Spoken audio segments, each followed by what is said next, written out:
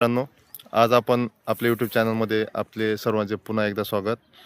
आज सारदे या गावी आपण एक डाळिंबाच्या प्लॉट, नाव संजय देवरे, गाव सारदे, तालुका सटाणा, जिल्हा नाशिक. इथे हा आपण 25 सप्टेंबर 2026 या दिवशी 2025 या दिवशी आपण इथ्रेल पहिले पाणी दिले.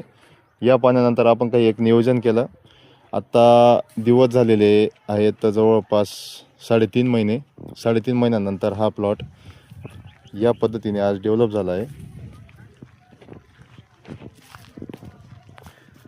तर याला आपण काही चांगल्या प्रकारे काही न्यूट्रिशन, स्प्रे, फवारणी याचे वेगवेगळ्या प्रकारे कामं केले आणि त्याचा फायदा हा आज चांगल्या प्रकारे दिसतो आहे.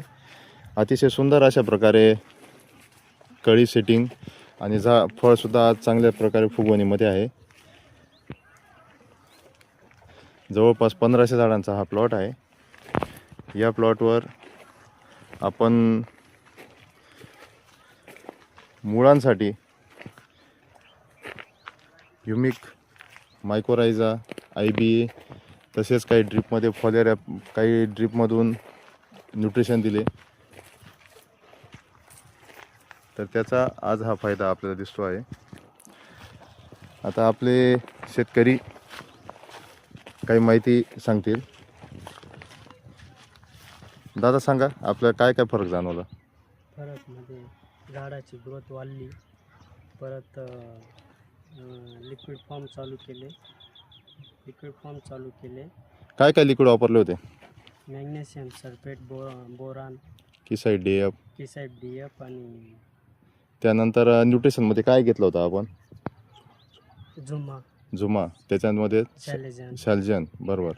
यामुळे काय झालं?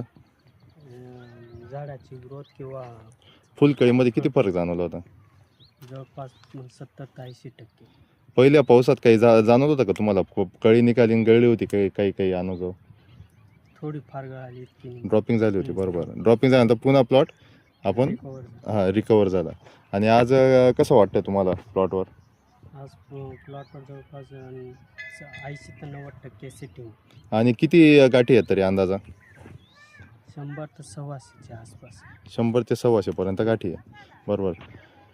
तर शेतकऱ्यांना एकच सांगू इच्छितो की न्यूट्रिशन आणि अन्नद्रव्य व्यवस्थापन आणि फवारणी याचा जो एक समतोल राखला तर 100% कितीही वातावरणामध्ये बदल घडला तरी आपण आपले बहार चांगल्या प्रकारे आपण सेट करू शकतो. याचा हा उपलब्ध नमुना आपल्यासमोर दिसतो आहे. एकदम सुंदर असा प्लॉट सक्सेस झाला आहे. तर अशाच प्रकारे नवनवीन व्हिडिओसाठी आपला चॅनल लाईक करा, शेअर करा, सबस्क्राईब करा. धन्यवाद.